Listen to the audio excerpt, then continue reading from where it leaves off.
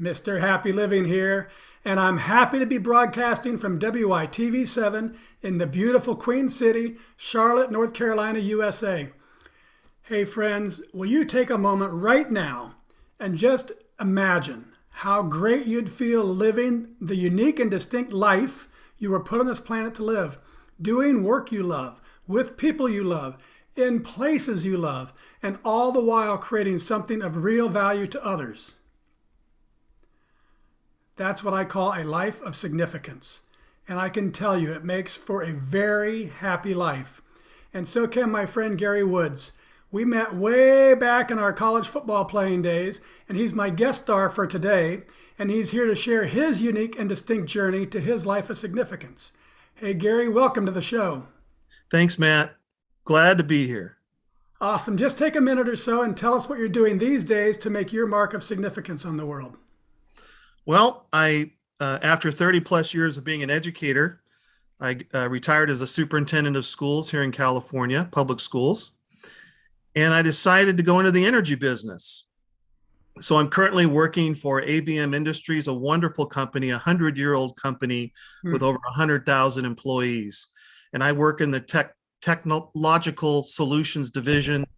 We're looking at efficiency products, energy related products, primarily for municipalities. Very good. All right, Gary, let's have some fun with mathematics. As an educator, I think you might enjoy this. So we can let our friends from all around the World Wide Web get to know you through our happy formula. So it's a simple equation, but it gets powerful results. Capacity plus purpose equals happy. So let's start with capacity. What are your practices for building your personal capacity to, whether it's physical, mental, spiritual, financial, emotional? In other words, Gary, what do you do on a regular basis to create all the capacity you need to take really good care of yourself and your loved ones and still have plenty left over to be a giver to others? Well, I think for me, it's the Kaizen approach. It's small incremental steps each and every day. I literally don't take a day off. I go 7 days a week. I walk 7 days a week. I meditate and think about things 7 days a week. I take stock of how I'm performing and in small ways I can improve myself 7 days a week. I think that's really the secret for me. I can't necessarily go to the weight room anymore and lift weights for 2.5, 3 hours, but I can do it for 20 minutes, or I can swim 500 yards, which for me is 20 laps in a pool. So I try to accomplish things each and every day. Very good. So you mentioned exercise, meditation. What else? What are the other buckets that you try to make sure you're spending time in every single day? I think my family's important. Walking my dogs, again, 7 days a week. Never giving up, because if I do, I have 210-pound German Shepherds looking at me. They want me to walk them actually twice a day. So, paying attention to my family, trying not to be gone long periods of time, each day having meaningful conversations with one of my 4 children or all 4 of them, simple text messages, communicating with my family that's not here in Southern California. So it's those simple daily tasks, looking at my finances, making sure I'm not overspending each day, keeping track of it on a daily basis. Very good. And the idea of kaizening your life, of these small incremental improvements adding up over time, how's that? How are you feeling that? Is it helping you to achieve results on a regular basis? Is it keeping your mind in a different place than if you weren't taking those little small steps all the time? Yeah, I again, you and I know, Matt, we used to spend, hours working out in the weight room. And I got frustrated because I tried to do that maybe 10 or so years ago, and I just wasn't having success. And I was getting tired and kind of broken down physically. So I just kind of backed off from that. And most people give up and don't do anything. Yeah. And I had to yeah, it's like all or nothing, and that's just kind of the way athletes are. But I had to reprogram my mind to understand that if I do small things each day, and if I do it 7 days a week, it really does add up. Yeah. The interesting, the two things that strike me about that is one, we do change over time. And so we have to adapt to that change, and that might mean, I remember when I went with through back surgery, went from being a runner really with my eyes finally set on maybe doing the Boston Marathon, and then my back goes out and I've basically never run again. And I could, and when I was a runner, I would look at walking, that's not really an activity. So after my back surgery, and I'm in my mid 40s or so, I convinced myself that I'm not walking, I'm hiking. And that was more masculine for me. And then I accepted it. And it's been really a big help in my life because running's hard on your body. Right. So if you can adjust your work to your stage of life and the things you're trying to achieve, it really helps you to accept where you are at each stage. And I also think it's avoiding failure. As an athlete, you're programmed to win, Yeah. win, succeed, succeed, succeed. Yeah. And I had to reprogram what that meant to me so I wasn't in a position of failure each and every day. I'm winning every day by walking, 3,000 steps. I'm winning. Now, it's not a big physical feat, but it's a win. And I It's a chalk it up win. as a win. It's a win. And the thing, folks, the thing about it is that little tiny shift changes everything. It changes you from being on this slow, upward, steady, beautiful, wonderful spiral of goodness to the slow, steady decline that gets to a point where it becomes too much to get back. And I think that's where a lot of people struggle. So it's like I like the idea of kaizen and hold. So once you've got to a certain level, hold on to that level with everything you've got, because if you let it slide, it's going to be much harder to fix. Yeah, no, and if I don't do something significant each day, I do feel it and Mhm. I think about it and it bothers me emotionally. Mhm. So it's part of my emotional, connectivity too, is making sure I'm successful and I characterize what I'm doing as being successful each and every day. Yeah, very good. Okay, let's move on to purpose, the second element of the formula. And Gary, I've observed that big major life transformations or discovery of purpose often come through devastation. Yeah. Addiction, abuse, disease, death, disaster. Something awful strips a life to its core and creates some big change on the other side. However, in my book, Turning Inspiration into Action, I share the transformational process that I've used to discover my purpose using inspiration. So, how about you, Gary? Was there a specific moment or event or crisis or inspiration that revealed to you the purpose you were meant to live?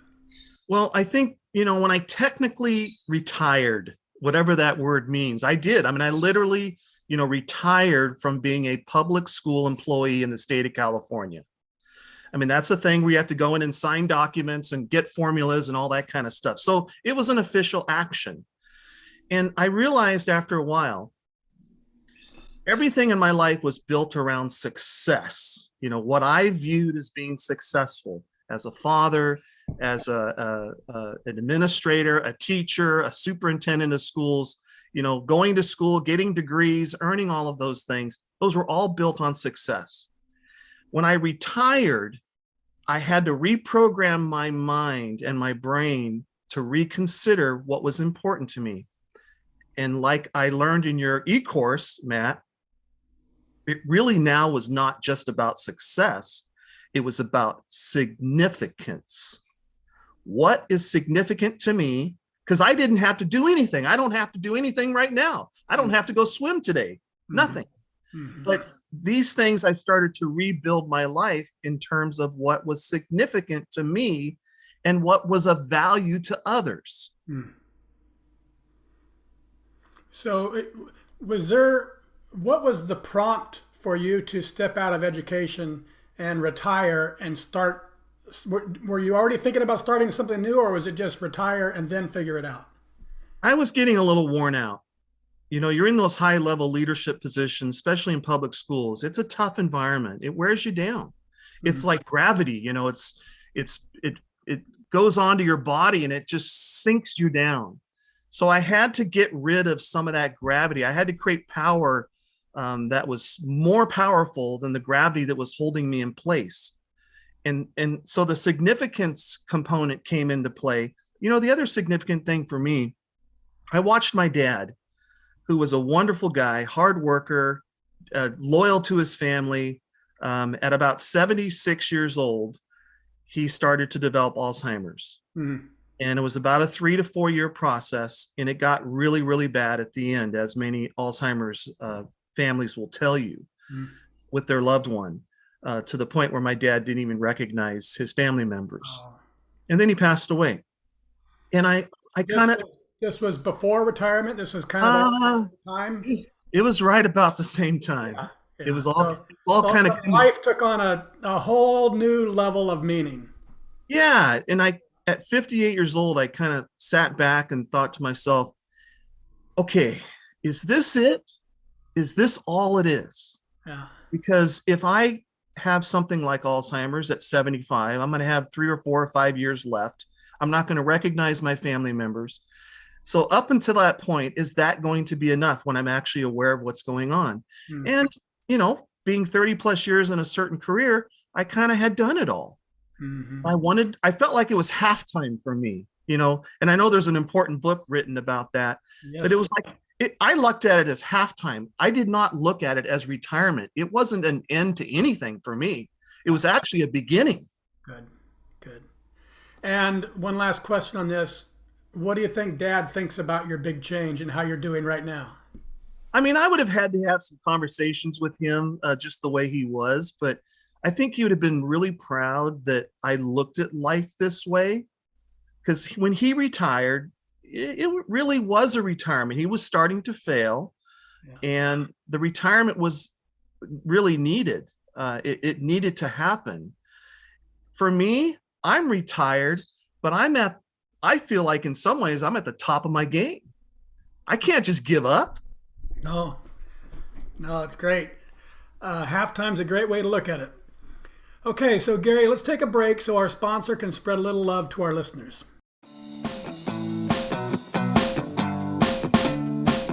Mr. Happy Living here. I love good things made by good people. That's why I love Dry Farm wines. They've transformed my drinking experience with sugar-free, lower alcohol, lab-tested natural wine. It's only grown on small family farms with respect for nature and using regenerative agriculture. You can literally taste the difference. It's naturally delicious. And it's super important because the quality of the food we eat and the wine we drink makes up the quality of our life. Go to happyliving.com, select Partners in Happy, and get your first bottle of natural wine for 1 penny. Share the gift of natural wine and pour some love this holiday season.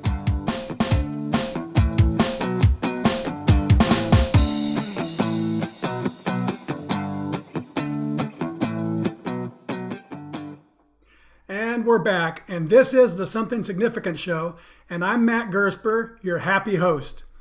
And my special guest star today is Dr. Gary Woods. He's been at virtually every level of the education business, from teacher to principal to superintendent. And after 34 years this past summer, he summoned the courage to make a great, big, bold career shift to ABM, a Fortune 500 company providing facility solutions including janitorial, electrical and lighting, energy solutions, facilities engineering, HVAC and mechanical, landscape and turf, mission critical solutions, and even parking, all provided through standalone or integrated solutions. Gary, I love the courage of your big, bold career move. And I also love this article called The Science Behind the Power of Giving. I found it on lifescience.com, and it says the act of giving itself can be a gateway to discovering your reason for being on this planet. It tells us how science supports the notion that giving of one's time and talents and treasures is a powerful pathway for discovering purpose and transcending difficulties and finding fulfillment and meaning in life. So I updated our formula. Capacity plus purpose plus giving equals really happy. So what do you think, Gary? In your life, have you found that giving your time and your talents and your treasure has been a pathway for discovering your purpose and for transcending difficulties that you've faced and for bringing real meaning into your life. Yeah, I think, being an educator, in a sense, that is what you're doing. You are giving and giving and giving. I've watched hundreds upon hundreds of teachers in the classroom just giving their heart and soul to 30 kids every hour over 5 periods. That might be as many as 150 kids in a day. They do that day in, day out for 180 days each year. So I've lived in an environment of giving. I almost don't know any other way to do it. I think that's expected for all of us. We really all should be givers and think of ourselves as givers. That would solve a lot of problems. That would solve a lot of problems. And the science agrees with us. And I agree too, in my experience. I just love the wonderful feeling that comes from that fourth element of significance, which we say is doing work that creates value to others, giving. I know from experience, the magic of life comes not from getting more, but from giving more. But Gary, there's more to it than that. It's not just the giving that's magical. What I've been exploring and learning and living too is it's when you're giving from living in your purpose, that's where you find the real magic. So tell us, Gary, how does it feel to be happily living your life and giving to others through the work you were put on this planet to do, and the people around you have taken notice? So Gary, my friend, I want you just to sit back for a moment, open your heart, and just listen to the impact that you're making on others by living and giving from the life you were meant to live. He's a pretty incredible guy for starters. He is a treasure.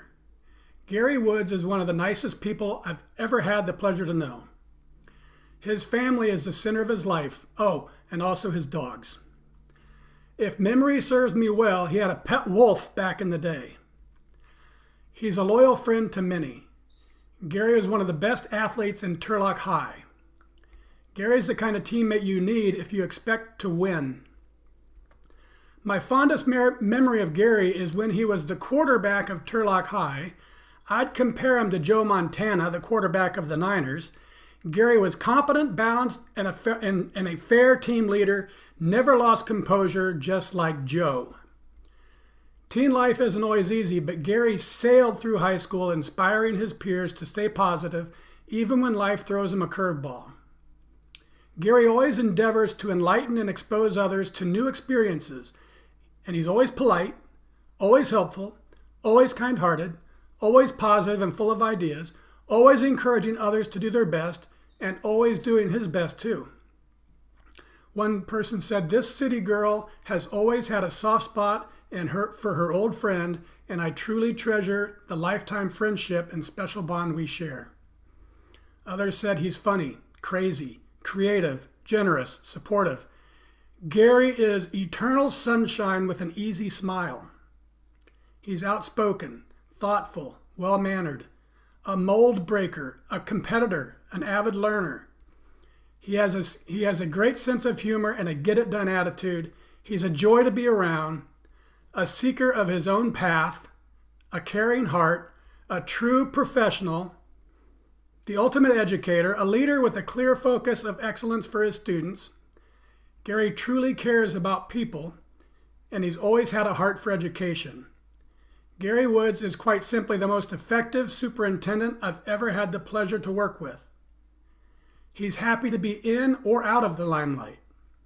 He's in his element when he's plopping people down in unfamiliar surroundings and then challenging them to open their eyes to new and different ways of life. Gary was my absolute favorite teacher of all time. He always had a smile for all of us students, always a kind word, and somehow knew when I was having an off day and would take the time to ask me about it. He would always tell me that school was so much more important than having a high school boyfriend, and that one day I would realize that. And I certainly did end up realizing it, and never ever forgot his words, his advice, and his absolute caring nature. He wanted nothing but success for his students, and that always came across in his teaching and his overall personality.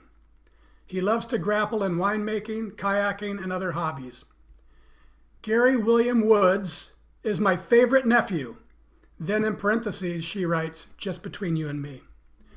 His leadership skills are self-evident in everything he does, and I remain honored to count him among my friends. He carries a twinkle in his beautiful blue eyes. He finds such joy in life. Bottom line is, he's just a great guy. And finally, Gary Woods is one of the kindest, hardworking, thoughtful, empathetic, caring, personable, extremely engaging, and one of the finest human beings to roam the planet. Oh my goodness, Gary, how does all that love make you feel? Yeah, that's awfully nice, Matt. I rarely have ever heard much of that. And that's it. That's the magic. It makes this great, big, happy circle. And we don't realize how we touch people when we're touching them, good and bad. Giving your time and your talents and your treasures is this powerful pathway to discovering purpose. And giving from that place, from living in your purpose, brings this profound joy to your life and to the lives of those around you, too. Right. Giving leads to purpose, and giving from purpose leads to joy. So to more properly reflect the exponential power of the happy formula, I've got to tweak it just a little bit more, doctor, to capacity times purpose times giving equals happy to the third power, and that's really, truly, deeply happy. Does that sound about right to you, Gary? Yeah, I mean, you're right on, Matt. That formula is awesome. That was something that I looked at during this place that I would call void for my life, entering retirement and trying to figure out what I'm going to do for the second half. Thanks to those words and thanks to that direction, it kind of got me kickstarted. That's awesome. Good stuff. Okay, let's wrap things up with the lightning round. I love the power of words and the capacity for great quotes to change lives. So I'm going to read a few of my favorites, and then you tell us what they mean to you. First thing that comes to mind, Gary, because it's called a lightning round. Got it. Okay, from my past. Once you get where you want to be, you're not there anymore. Yeah, you got to keep moving. I mean, I look forward. I do look back and I learn when I look back, but I don't spend a lot of time looking back. I usually do a 90-10 formula. I look ahead 90% of the time and I look back about 10% of the time. And I had to remind myself of that formula when I'm sitting in many school board meetings over the years. I bet. Okay, one from comedian Aries Spears. To sustain longevity, you have to evolve. I think you have to evolve, and I think it has to be genuine.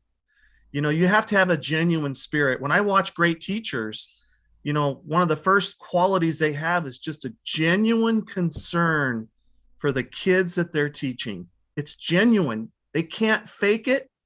It just comes from them. You can just tell it the minute you walk in the room. Yeah. This is from Leonardo da Vinci. While I thought I was learning how to live, I've been learning how to die. Wow. I mean, there is an end to life, at least here on Earth, but I also believe there is a life after. The goal is almost to get there. That's the destination. So what I do on this earth today and tomorrow is certainly significant, but not as significant as what's going to happen to me when my physical body gives way. Leads us right into from 1 Corinthians chapter 10, verse 24. Let no one seek his own, but each one the other's well-being. I mean, for me, God's in charge. So often when I had discouraging times and things and I was looking back a little bit too much, for me, it was really about, hold on just a second. For me, it was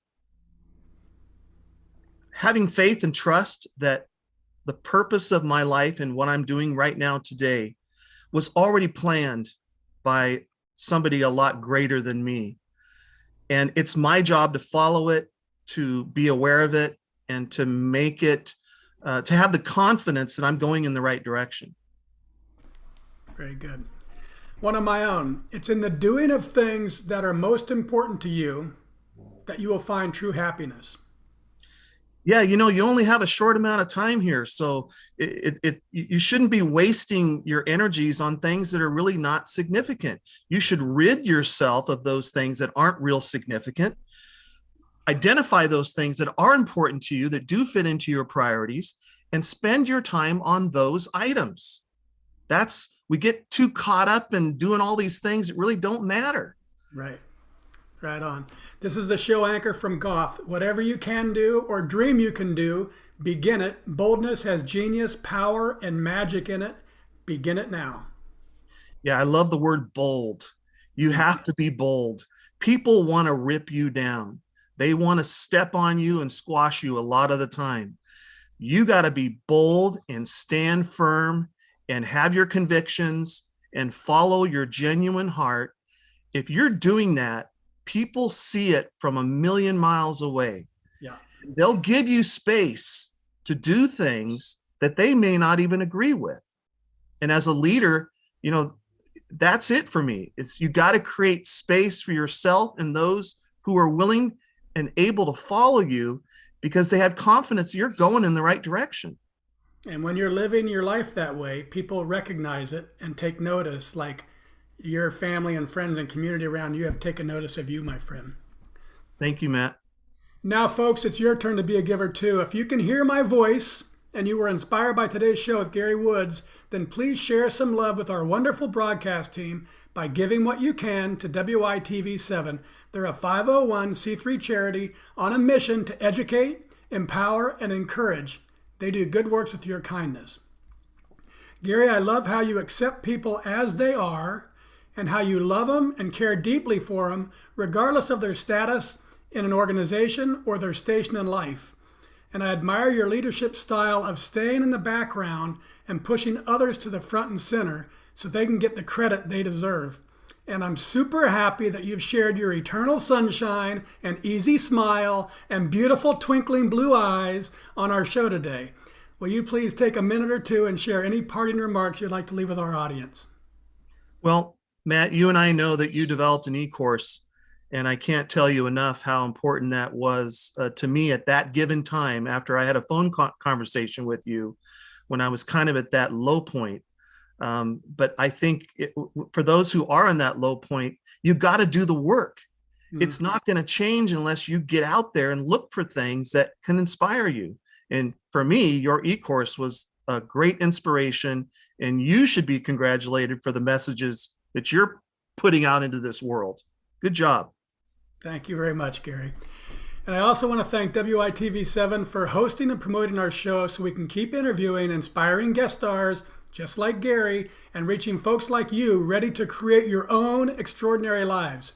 Most especially thank you, viewers and listeners. You'll find links to websites and social media and all things Gary Woods. Find him, friend him on LinkedIn. He's Dr. Gary Woods. On Facebook, it's Gary W. Woods. Find him and say hello. From me to you, dear friends, I love you and I want you to be really, truly, deeply happy too. So go to happyliving.com, take our happy quiz, because when you measure your happy, you'll focus attention on it. And focusing attention on it inspires change and learning and improvement, all to flow right into your life.